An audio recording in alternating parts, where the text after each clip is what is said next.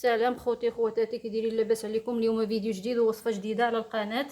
اليوم غندير معكم واحد الوصفه رائعه اللي سد المسام الواسعه، اللي كتكون عنده المسام واسعه، كتكون البشره كتفرز دهنيات كثيره، كتفرز دهنيات بزاف، هو اللي كيخلي ديك المسام واسعه بزاف، وكتسبب حبوب حب الشباب وحبوب في البشره، وكتفرز الزيوت كثيره.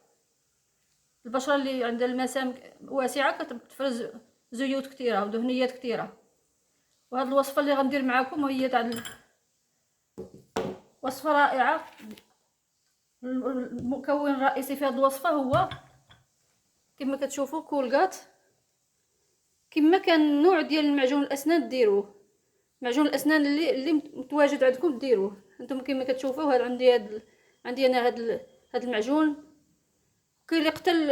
هاد الوصفه كتحيد تسبغات من البشره، كتخلي البشره ناضره وما فيهاش تسبغات ونظيفه، وكتولي البشره رائعه، وكتسدوا المسام ديال البشره ما كيبقاوش واسعين.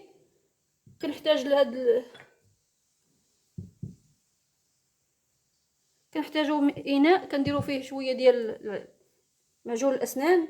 كنديروا واحد المقدار ديال المعالقه صغيره كما كتشوفوا. تقدروا ديروا معجون الاسنان اللي متواجد عندكم. وكنحتاجوا مطيشه كما كتشوفوا، كنحتاجوا مطيشه. كنشدوا هاد المطيشه. هاد الوصفه راه ساهله. كنحكوا هاد المطيشه كنحكوها في الحكاكه باش تعطينا داك العصير ديالها. كنحكوا واحد المقدار قليل ماشي بزاف، حاجه د معلقه صغيره.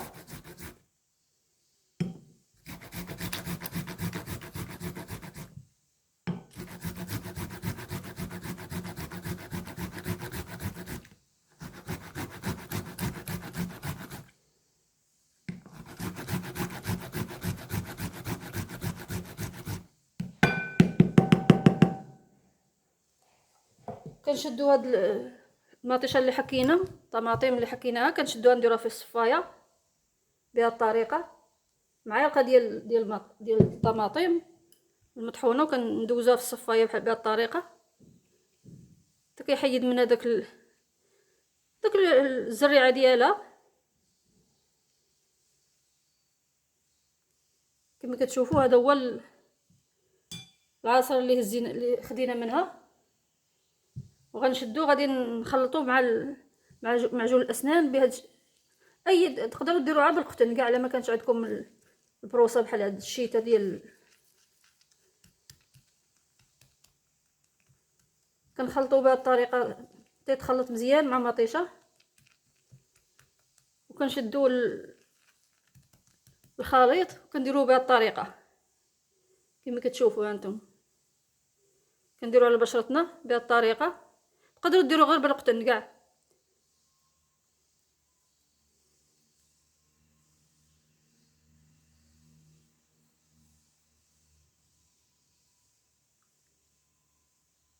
بهاد الطريقه ونخلوه 20 دقيقه، على اقل 20 دقيقه. 20 دقيقه باش البشره تشرب هاد المكونات وتسدوا المسام ديال البشره. وهاد الوصفه رائعه، رائعه وعطات نتائج مبهره. وملي ديروا هاد الوصفه ديروها جوج خطرات، جوج المرات في الاسبوع. ومن بعد 20 دقيقه تغسلي ماء عادي. تغسلي بالماء عادي وترطبي وجهك باي كريم كديريه اللي كتستعمليه للبشره ديالك. ولا ما كانش عندك الكريم، ما كديريش كريم، ديري غير الماء الورد ورشيه رشيه على مسحي به البشره ديالك. ديري في قطن ومسحي به البشره ديالك. وهاد الوصفه رائعه وعطات نتائج رائعه. وهاد هاد المكونات ساهلين وموجودين في كل بيت. اي واحد راه عنده معجون الاسنان في الدار ديالو، ما يحتاج كاع شي مكلفات كثيره، ولا غير هاد المكونات راه رخاصين. طماطم راه عندنا ديما في المنزل، وهاد معجون الاسنان ديما عندنا كنغسلوا به السنان ديالنا.